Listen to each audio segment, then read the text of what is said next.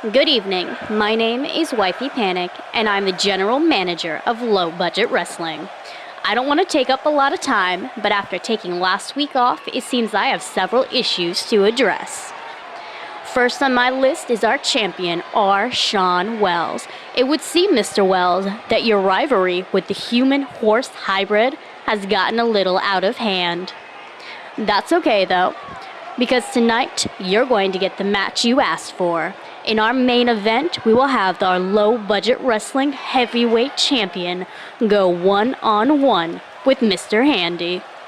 And since the literary Goliath defeated his last challenger, he hasn't named a new one. So I've taken the liberty of making this a last man standing match for the LBW title. Next, since Rowdy Randy Stan seems to have found his killer instinct after brutally beating Ukulele the Wanderer last week, we're going to put that aggression to good use tonight when he faces Ukulele in a Southside street fight. That match is coming up next. You wanted more action? You're going to get it here in Low Budget Wrestling. Brought to you by Team Black Lion. Fight, bleed, win.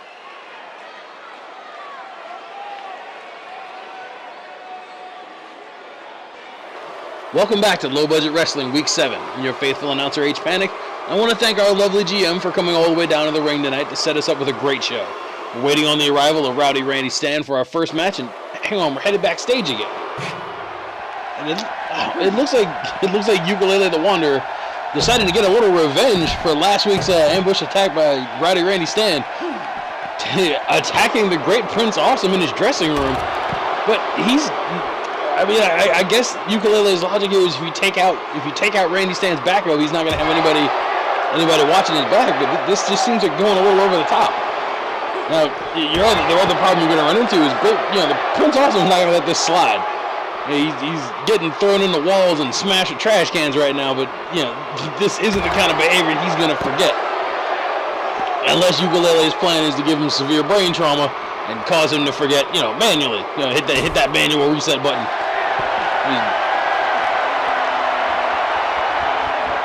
So lift the man up, drop him on his head a couple of times on that cement back there.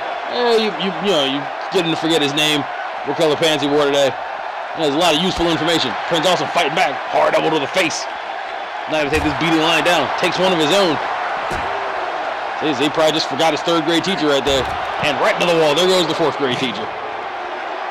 He picks up that trash can again. He takes it right to the knee. Now, Randy Stan is waiting in the ring for his opponent. Ukulele's got somewhere to be.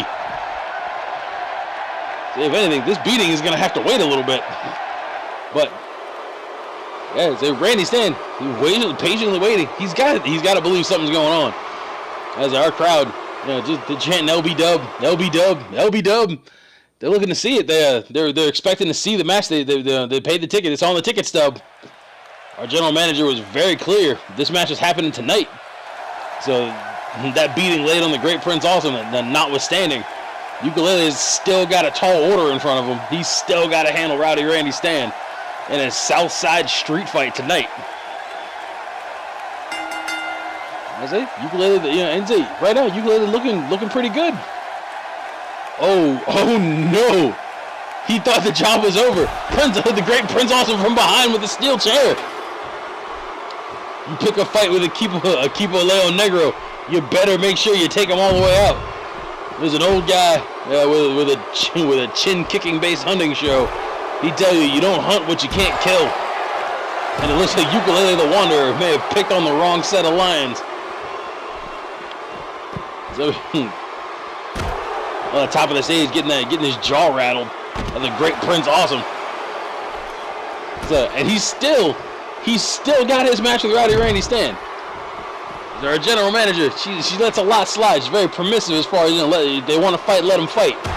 But Ukulele still has his actual match to take care of tonight. You want to start an extra fight on top of that, great. But that doesn't get you out of the commitments you have. It's a great suplex takeover. Ukulele, he's got the fire of a champion inside him tonight, and he might be thinking that's all he needs to do. Problem is, Prince Awesome does not agree. Kicks the knee out from under him. So we need to get a little order here. Last Saturday at NXT TakeOver, history was made. Rip the Ladies' Man Sexton signed with NXT.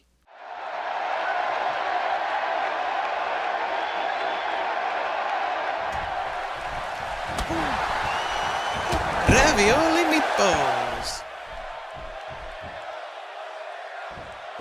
Pasta primavera. Fettuccine Alfredo.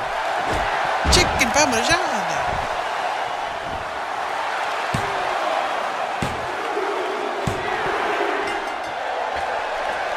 This guy is going straight to the top. Paid for by the committee supporting Rip the Ladies' Man Sexton.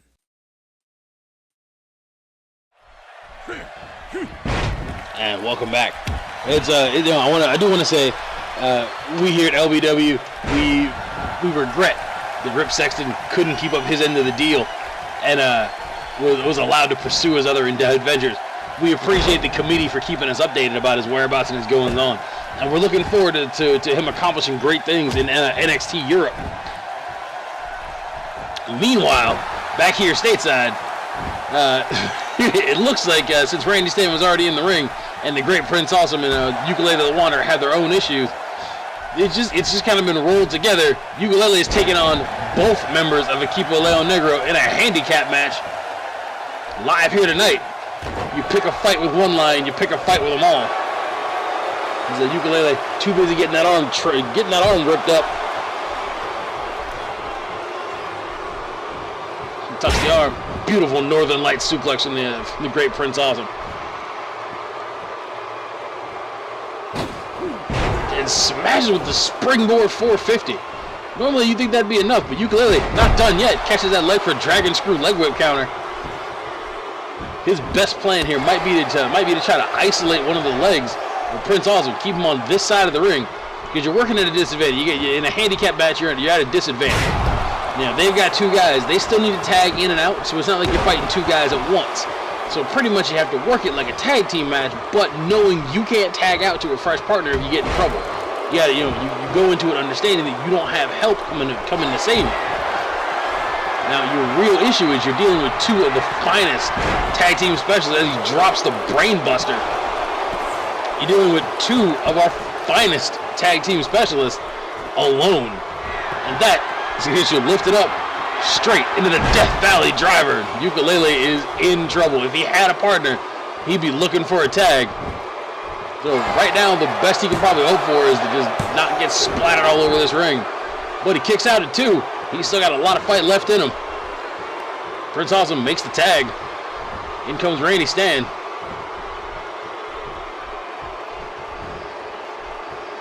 Is he going back to last week? Randy with a quick cover. Forcing Ukulele to kick out again. Randy going back 2 weeks. Randy Stan was the one who picked this fight initially. He was the one who ambushed Ukulele, and I think it's just kind of spilled out of control from there. It sort of seems like he goaded Ukulele into this by attacking him backstage. You know, he knows that our visitor from Beyond the Stars is impressionable. So if he gets the idea, you get the idea in his head that this is how you do business. It kind of makes sense that this would be the response. You know, I'm not sure who told Ukulele it was a good idea to go after the man's his tag team partner as a way of getting back at Randy Stan, because really all he's done is invite this trouble to himself.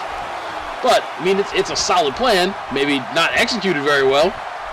Randy gets the Hurricane Rana reversed straight into a face buster. Ukulele still got some tricks up his sleeve. He's not out of this thing yet. Irish whipped it into the corner and set up on the top turnbuckle. That's a high rent district and nothing good comes from there. Back elbow and a diving shoulder block. You might want to count out Ukulele, but really the guy, you have to remember, Ukulele came to us as a visitor from Beyond the Stars. That's the tagline that our GM likes us to use. But the guy was a legit hero on his planet, which he never really told us where he's from. But he was a legitimate hero. He came to Earth to emulate the heroes of our planet, because he wants to see how our heroes behave. One of the best ways you can do that is by coming to LBW and just making a name for yourself here. So we can't convince him to wear shoes, but you know, we at least convinced him to put on some trunks. He was gonna fight in there naked. We explained that might not be the conventional look for a hero on this planet, and he was receptive to the idea. So Randy Stan fighting back. So tucks that arm under the shoulder. Good, just floating suplex. 1.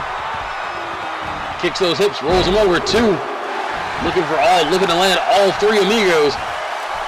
And drops him. Usually 3 amigos suplex is the setup for the frog splash. He's looking for the pin right now.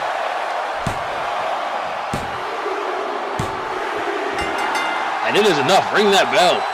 Hiro Hamada rings the bell. Equipo Leon Negro is your victor. You gotta figure, you know, Ukulele might be a durable, multi-dimensional phasic being, but there's only so much physical punishment that body can take. Now this match, even before this match started, it started with a brutal fist fight in our backstage area, which spilled onto the entrance ramp via chair attack by the Great Prince Awesome, and then into the ring to take on a 2-on-1 handicap match. Endurance was the name of the game, and despite Ukulele putting up a great effort, you see it with the brain chop there, landing a 2 count, the combined athleticism of Equipo Leon Negro was just too much. So the 3 amigos is going to put down Ukulele tonight. And Rowdy Randy Stan and the Great Prince Awesome take home the win.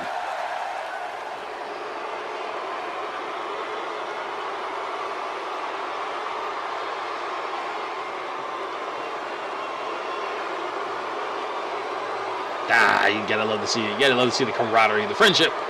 It's fantastic.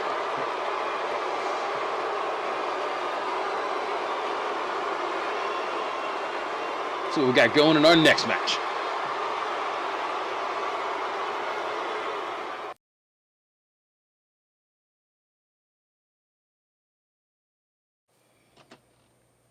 Our second contest of the night is going to see Bear Bradford take on Big HAMM. Really, this should be a good old-fashioned, hard-hitting, nose-breaking, slobber-knocking, face-jabber-walking, rib-crushing. Have I done face already? Face-melting, hair-pulling, hard, farting hard, charging contest. The Ministry of Money makes their way down in the ring. So Bear Bradford letting Buck Cashman take a little bit of the spotlight tonight. But hey, when you finance the group, I guess you can afford to take a little bit of the shine for yourself. But the Ministry of Money, conspicuous by his absence, is their leader, Jeremiah Fenwick, who actually is not scheduled to be on the card tonight.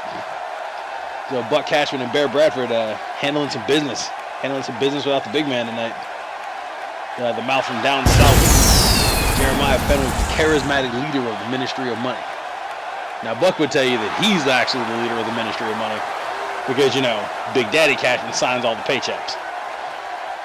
And really, it's been a point of contention for Buck in the past several weeks. He's actually come to blows with Jeremiah. And the new hire, Bear Bradford, is the hired muscle.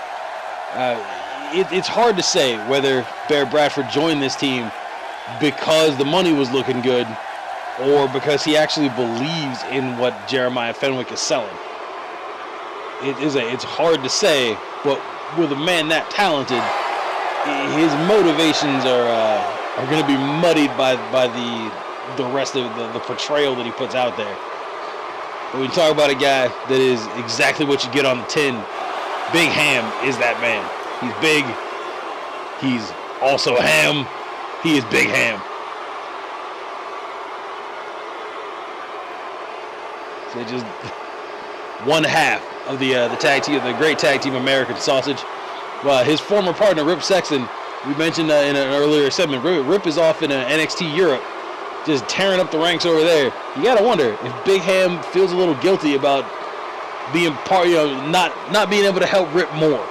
The tag team of American Sausage broke up just before the LBW got their television deal, so we didn't really get to see a lot of them working as a pair. The one match we did get to see was a special event when they were put back together for one night only. at the request of our general manager, Wifey Panic, where they faced Equipo Leon Negro, and if they were able to win, Rip would have received his one-on-one title shot with champion R.SEAN Wells. They were not, but there was, if you watch that match, a lot of that was due to Rip trying to take on, the team by himself, try to secure the win alone, not making use of Big Ham as a partner. You got to wonder if Big Ham still, holds any kind of feelings about that. But really, tonight he better have his game face on, because he's in there with Bear Bradford. And he starts off by just establishing his dominance and shoving Bear to the ground, smashing that head right into the skull.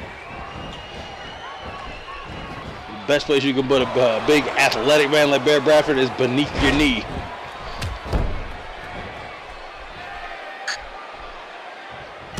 There, and again, Bear looking to grapple. Big Ham says no, throws the man down. Bear Bradford does have a couple inches of height advantage, but that might actually work against. It might work against Bear Bradford. That extra height is not going to help him with that power base. But that high drop kick, that might. The athleticism of Bear Bradford is what's going to help him out here. Because again, you try to match power for power with Big Ham, you're going to come out on the losing end of it. I mean, the man's built like a freight train. He's got the power of a speeding locomotive. Something about a bullet. I don't know. He doesn't have enough S's on his chest to really make the comparison, and a great body splash off the middle rope. Big Hand is firmly in control. I don't think, aside from that one drop kick, I don't think Bear Bradford even knows where he is. He hasn't mounted any kind of offense yet. So he hucks him into the ring post, face first.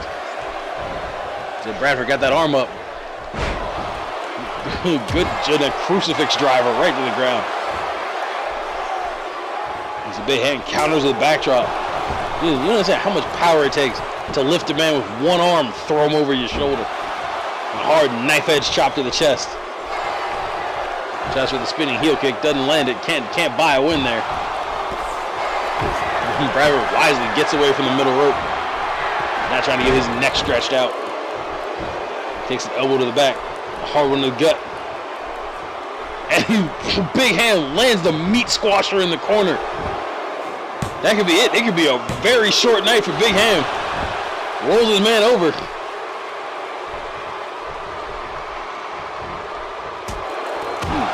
A powerful kick out by Bear Bradford. He's not back on his feet yet, but he's not giving up.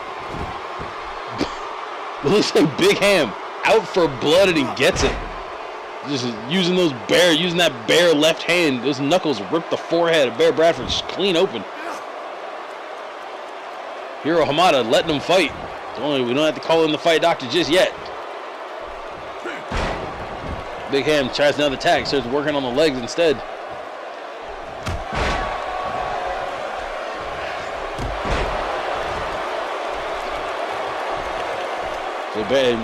Speaking of changing tactics, Bradford employing the quote educated feet.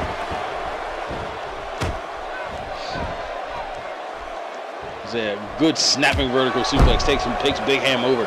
Using his extra height as leverage to add a little extra oomph to that suplex. Now he's stomping on the arms and the elbows. Big Ham trying to take some of that power away. Really not trying to get suplexed again.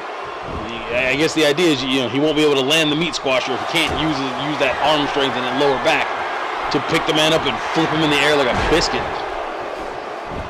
No meat squasher, no win. Just sit out chicken wing face buster. Bear Bradford, he's feeling that momentum.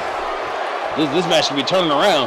Works goes right back to the knee. He's just dissecting Big Ham at every joint. He's working the lower back, the knees, the arms. He's trying to pick the man apart piece by piece. Turns him up, Omega driver, center of the ring. He's a piece by piece. He's just taking stripes out of Big Ham. So getting busted open must have woken something up in Bear Bradford, because he is not quite done with his night just yet. So Big Ham manages the kick out. But now, you gotta believe it's an even playing field.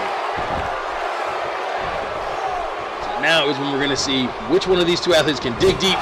And the tope con hilo over the top rope. Big Ham runs and gets to his feet, gets whipped into the corner. Bear Bradford's taunting him to come out. I don't think he's gonna like what what happens when he does. Kick countered, roundhouse heel to the face. He holds onto the foot to spin him around. And he spins into the armbar, reaches down, grabs the leg, grapevines it. Oh, a unique submission from Bear Bradford, working the arm and the leg at the same time. The Big Ham is in dire straits here. Not tapping. He fights his way through. Bradford's not letting go of the arm until he has a one-arm powerbomb. That'll forces the break. Big Ham stays on the move. Off the Irish whip in the beautiful spine buster. Get that spine broke. And it looks like the momentum has absolutely shifted into Big Ham's corner. He kick it into another gear. Winding those big feet up. Lands hard shots to the gut. Roundhouse to the side of the head. Bear Bradford doesn't know what week it is. Doesn't know the week. Doesn't know the day.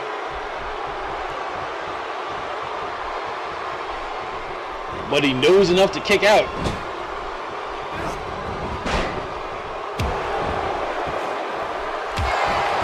Big Ham, hard Irish whip to the corner. Bradford sees him coming and snatches him to the ground.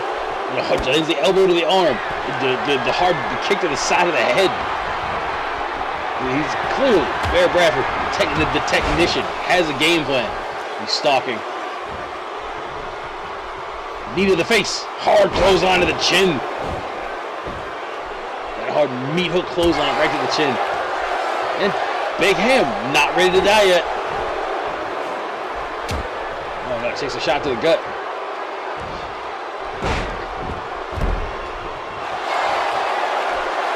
Big Ham, smash right. Tiger suplex over the top. Drops the tall man right on his neck. Is one of them finally going to pull ahead? Big Ham's waiting on him. He's setting something up. Hard kick to the gut. Lifting, flipping meat butt. The meat squasher. Big Ham nails the meat squasher. Drags him to the center of the ring.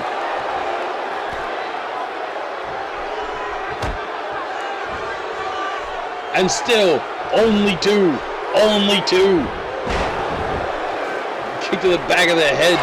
Bear Bradford is out of it. Had just enough to kick out on instinct, but not enough to really capitalize. He's back on his feet now, but he needs to take a little bit of a breather.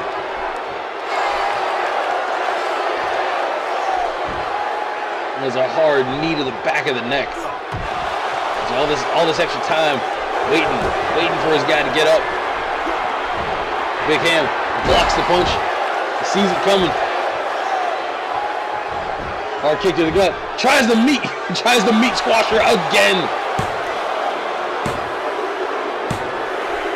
That's gotta be it.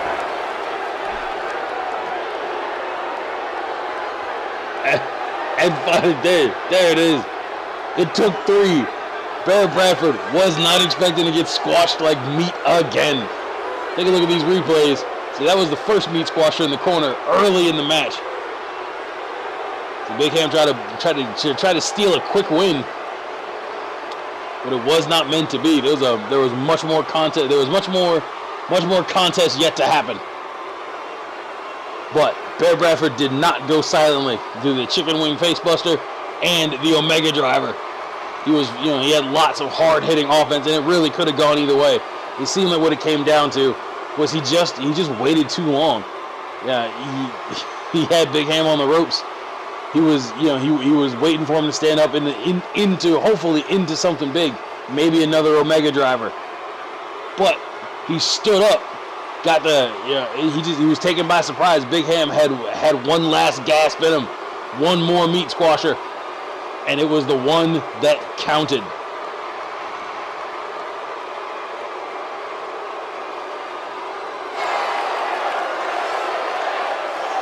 And here is your winner, Big Ham, and the Ministry of Money. The Ministry of Money, they're taking a loss tonight. They have to write this off. Get the, call Big Daddy Cashman, get the accountant to put this one in the books. What's going on here? The lights in the arena have gone on. Oh no, that's Jeremiah Fenwick, the mouth from down south. The lights in the arena have gone out, and Jeremiah Fenwick is making his way down to the ring. What does he want here? He's the one member of the Ministry of Money that we hadn't seen tonight. I said, well, what's Fenwick got on his mind? Oh shit, he's in the ring! I'm not sure how he pulled that off. But Hiro Hamada's gonna let him fight. So I didn't hear a bell, but you gotta believe the way that LBW works. This is a match now. But this is incredibly unfair to Big Ham. We just went through that barn burner, that absolute, the very physical contest with Bear Bradford just moments ago. Finds himself in the middle of a fight with the mouth from down south, Jeremiah Fenwick. But Big Ham lays down for no one. He's nobody's fool. The other members of the Ministry of Money, they're standing by. They're watching this thing from a couple of feet away. They're not leaving their leader. And Fenwick lands a hard body shot. He knows. You can only speculate why Jeremiah Fenwick would come down to the ring and pick this fight. There has to be some kind of motive. There has to be some motivation. Big Ham lands a spear, but it's not slowing Fenwick down at all. Also, Jeremiah Fenwick is a much fresher man. Big Ham has already competed here once tonight, and Bear Bradford took him to the limit. They took each other as far as they needed to go. He earned one win tonight already. So Fenwick hooks him up, T-bone suplex over the top. Just drops that meat right down on his face. Well, on his back, really. Another meat, and it smashes him with a headbutt. That's a pompadour to head contact. Big Ham, not quite finished. So he drops that big elbow across the chest. He's taking a minute to breathe, taunt a little bit. We saw this in the previous match. We saw this in the previous match. These hard kicks to the gut, followed by bam, roundhouse, right side of the cheek. We're gonna send the preacher. He's gonna try to send the preacher packing. Lifts that elbow, flip him up, kicks him, meat squasher. So if there was ever someone who was game to play, it's got to be, come on, ref, turn around. So Bear Bradford outside the ring, distracting Hiro Hamada. Hamada doesn't see the pin. Oh, Ministry of Money making use of that quote fingers, that damn numbers game. It's not always as insidious as a 3-on-1 beatdown. Sometimes it's just, it's a momentary distraction provided by somebody outside the ring. Hamada can't be everywhere. He can't see everything.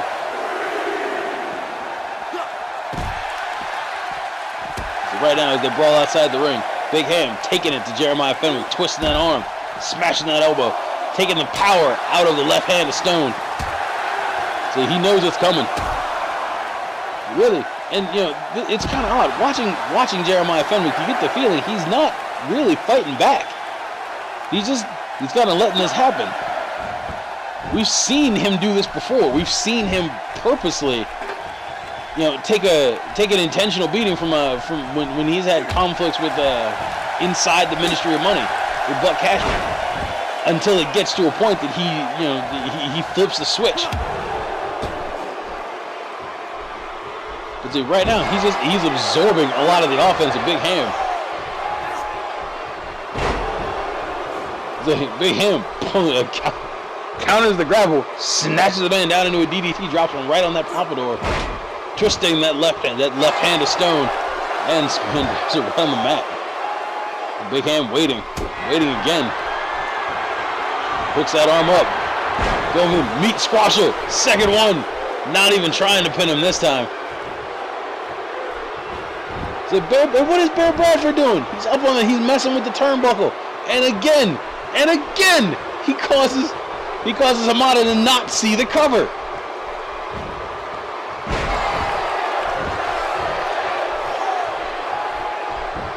So Fenwick just throws the back suplex, and again he has escaped.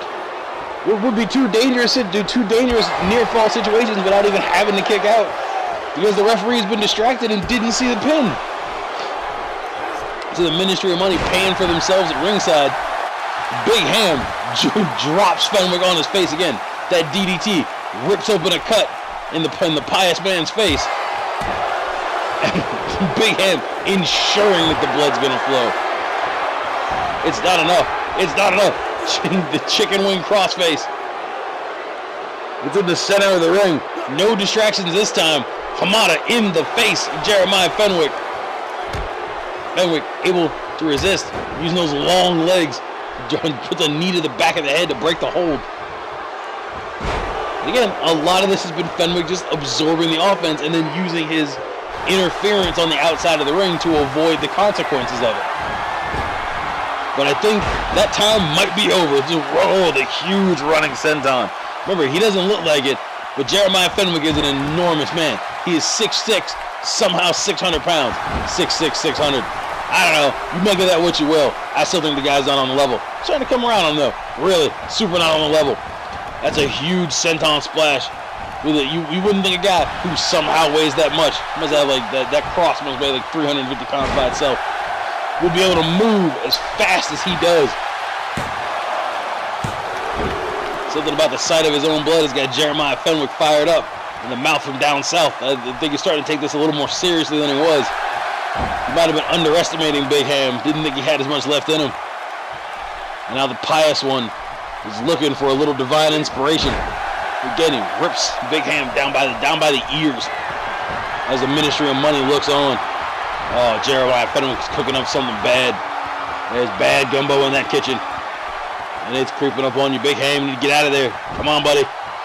Don't turn around. Don't walk into this. Kiss him goodnight, and the swinging DDT.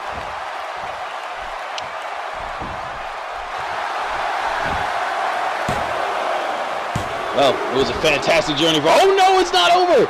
Big Ham, the heart of a champion. It's his second match tonight. The second match in a row. He's able to kick out of the swinging DDT. Come on, Big Ham, you can do this. You can do this. Oh no. That lifting Uranagi suplex, he calls that the call to service. Jeremiah Fenwick lands the call to service, but he doesn't try to go for the win there. No, I think he's realized that it's going to take more than that to put away Big Ham. And Ham never say die. He's right back in this thing. You got to believe that the big man's running on fumes right now. It took everything he had to get past Bradford. And he did in spectacular fashion. He's thrown 2 meat squashers. He's tried a couple of different tactics to take out Jeremiah Fenwick.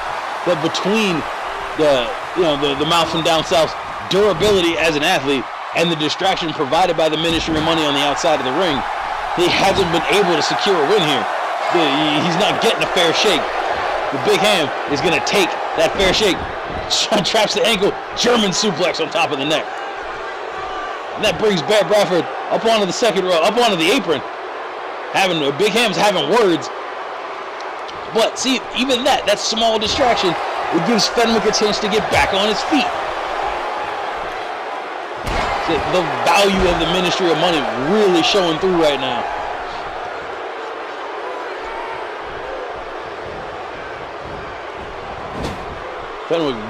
Big Ham whips Fenwick into the ropes, into the turnbuckle there.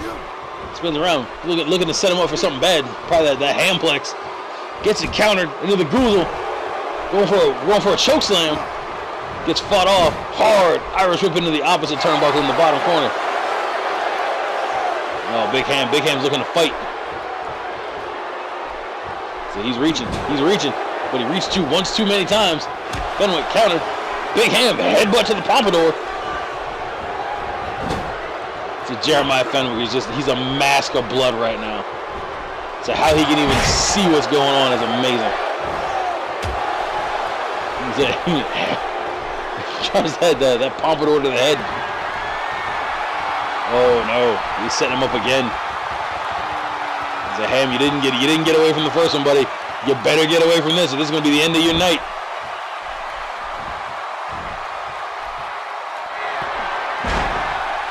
And the swinging DDT, and again, just be done with it. This is just getting gruesome.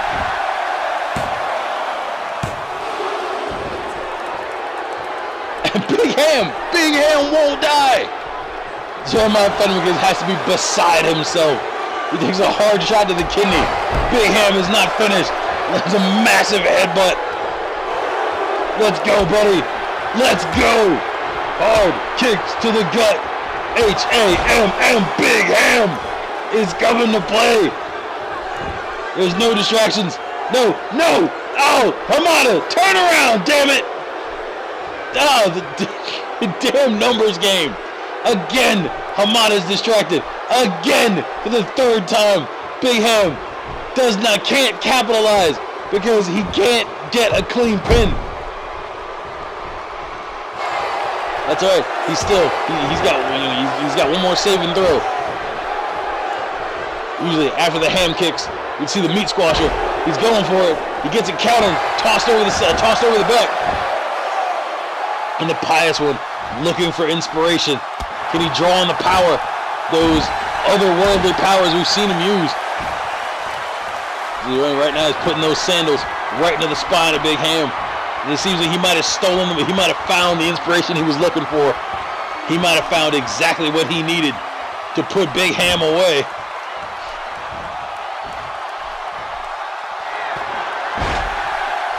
Another beautiful swinging net breaker right into the ground. He drags that body to the center of the ring.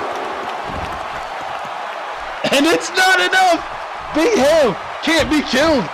Big Ham is the immortal.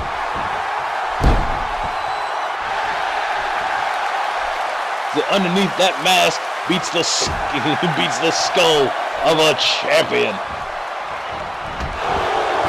Oh, a hard knee strike to this bridge of the nose. That busts Big Ham open.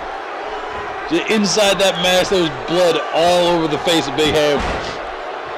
With the shoulder block. With the hard shoulder. And again, Big Ham letting himself get distracted by Bradford on the outside of the ring. Turn around, buddy. You got to take advantage of the situation. Oh, he gets dropped with a reverse DDT. Jeremiah Fenwick heading to the top rope. Oh, he's lining up off the top, huge body splash. And he goes right back on the attack, smashes the arm into the mat. Tucks that arm under, call to service.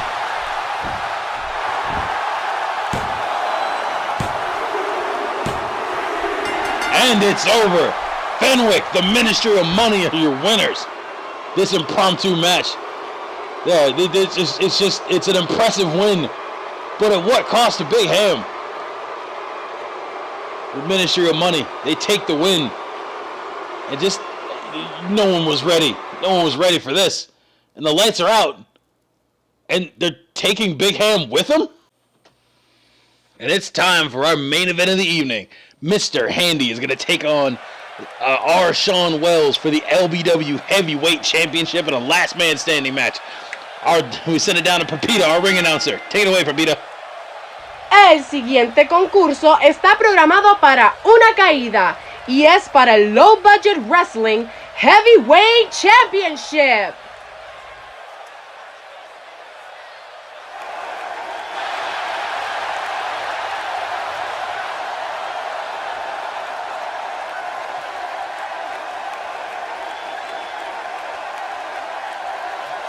The human horse hybrid Mr. Handy has had a long journey to get here. He's been ambushed, jumped from behind, made the victim of sneak attacks, but it's all coming to a head.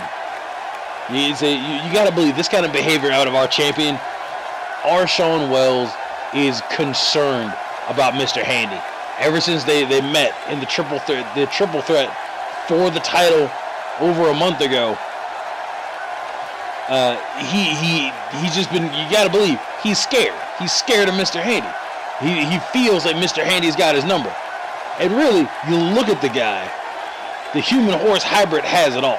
He's fast, he's strong, he's smart, and he's getting better every day.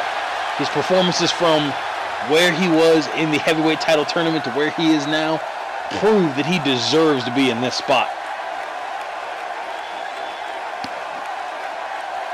And he is going to take on the literary Goliath, R.SEAN Wells, our very first LBW heavyweight champion, who has set the bar as far as athleticism and just a fighting spirit. Mostly because he's fought everyone who's come up against him, and he's beat everyone. No one has been able to keep his shoulders on the mat for 3 seconds. And tonight, not only is Mr. Handy going to have to put him down for 3 seconds, he's going to have to put him down for 10. It's a last man standing contest, which means the first competitor who cannot answer the referee's 10 count is going to lose this contest. It is one of the most hardcore ways you can defend or win a championship. It is definitive in its ability to end a rivalry, to put any question of who's the tougher man to the stake. The guy who can knock out his opponent for 10 solid seconds is clearly the better man that night. R.SEAN Wells, you gotta believe he feels like he's been backed into this corner, but he did it to himself. He put himself in this position, and now, via the sword, the pen stroke of our general manager, he's got to put up or shut up and take on the human horse hybrid, Mr. Handy, and see if he can stop him from becoming the 1 horsepower champion.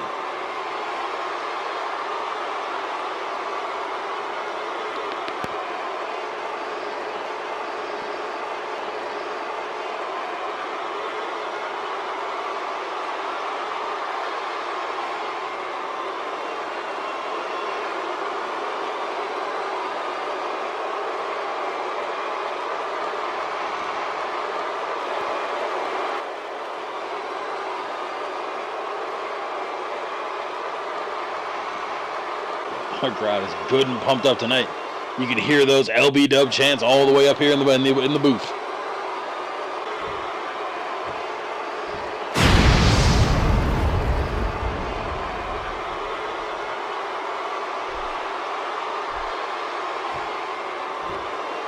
Presentamos al retador de Mount Everett, Washington, con un peso de 625 libras, the Human Horse Hybrid, Mr.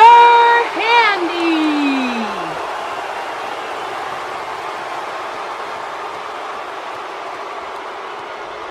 Y presentando al campeón de Lawrenceburg, Kentucky, con un peso de 550 libras, él es el Low Budget Wrestling Heavyweight Champion, the Literary Goliath, R.SEAN Wells.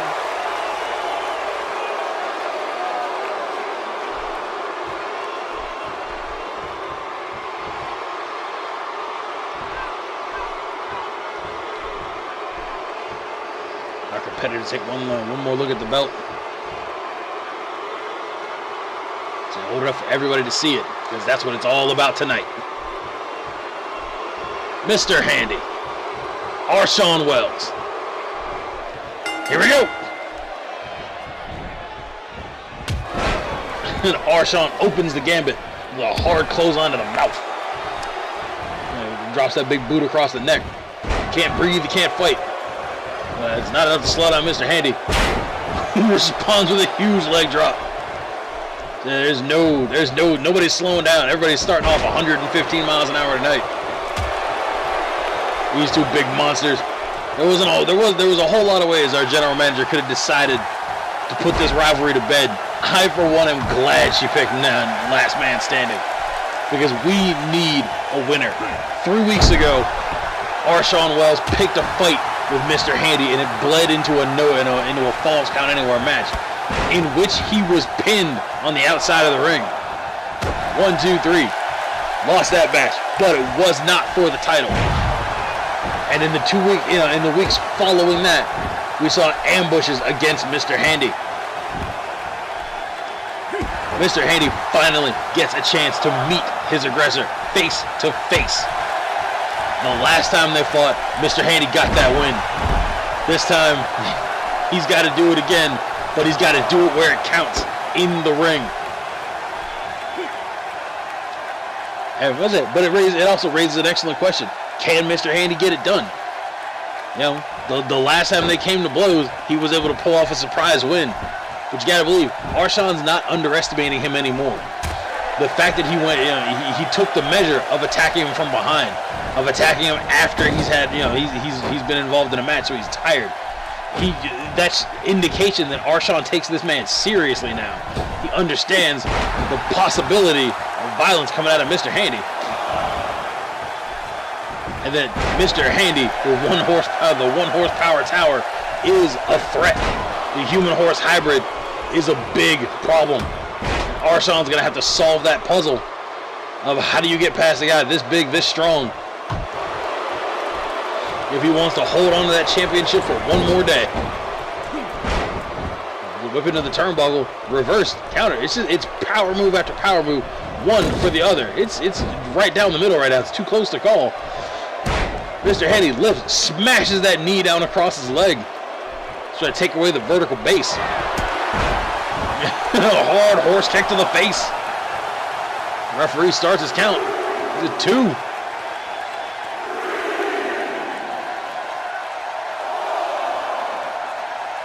Now, normally, you got to believe this is where Mr. Handy might have gone for a pinfall.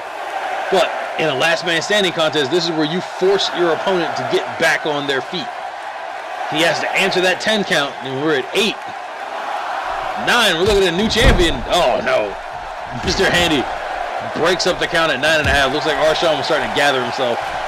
Mr. Handy takes advantage, bleeds it in, uses that horse kick to get himself a 9 count. Drops the huge leg again. R.SEAN in trouble. Referee's counting.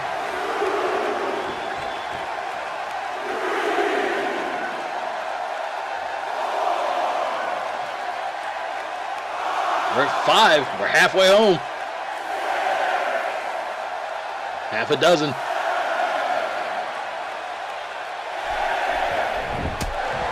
And R.SEAN makes it back to his feet. Mr. Handy right there to press the advantage. Tucks that arm under. Drops down for the backbreaker. Over the gut buster. There's the horse buster. He's like, R.SEAN, legs tangled in the ropes. Man's unconscious, but there's no rope breaks. He's got to wake up and keep fighting if he wants to go. Mr. Handy has been firmly in control. This is the 3rd situation where the referee's been able to count for him in the last 2-3 minutes of this contest. We're still early yet. Mr. Handy is out to a commanding lead. That hard knee to the side of the head. We saw a similar to attack like that from Jeremiah Fenwick smear the nose, a big hammer across his face. Mr. Handy must have been taking notes. Use it to catch a 5 count right now. R.SEAN, he's got to get this thing together. He's falling way behind. If I'm judging this on points, R.SEAN Wells really he's losing rounds here. Of course, he keeps taking heavy hits like this. He may not know who he is. Blocks a suplex, reverses it. This might be the chance to change the momentum that R.SEAN Wells is looking for. Literary Goliath gonna take a moment to breathe it out.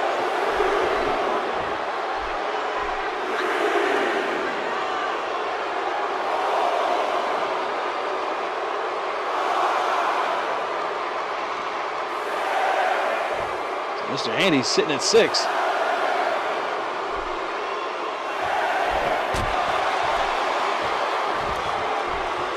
Starts to get up and takes a hard punch to the spine. R.SEAN lifts that leg, drops that weight right on that kneecap. You hyperextend the knee. That horse can't run. Now, a horse that can't run is a bottle of Elmer's Blue waiting to happen. It makes you wonder, is that R.SEAN's goal? Take out the legs of Mr. Handy. You can't stand, you can't win. As if you can't walk, you can't fight. You can't stand, you can't win. He goes for a wild kick. Mr. Handy, teardrop suplex over the side. Mr. Haney drops that elbow right to the spine of R.SEAN Wells. Yeah, he's going to wait on him. So R.SEAN face down. Does he have the energy to get back up?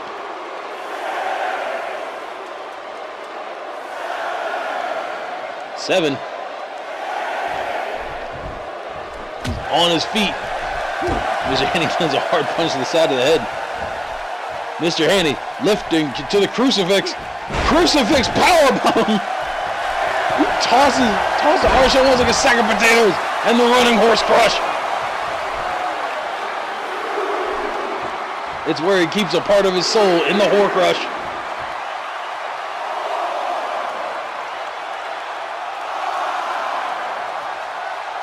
However, he's counting. R.SEAN Wells is moving. His hands and feet are tingling. I don't know. Is he okay? He makes it back to his feet. All right. So, what had me a little bit worried there. Yeah, I didn't know if the big guy had taken a little bit, that horse crush taking a little bit too much out of him. Mr. Haney tucks the head, snap DDT. And again, he's not giving R.SEAN Wells a chance to breathe here. It's just one heavy impact after another. As soon as it looks like he might get to his feet, he takes another blow. Our referee is still counting.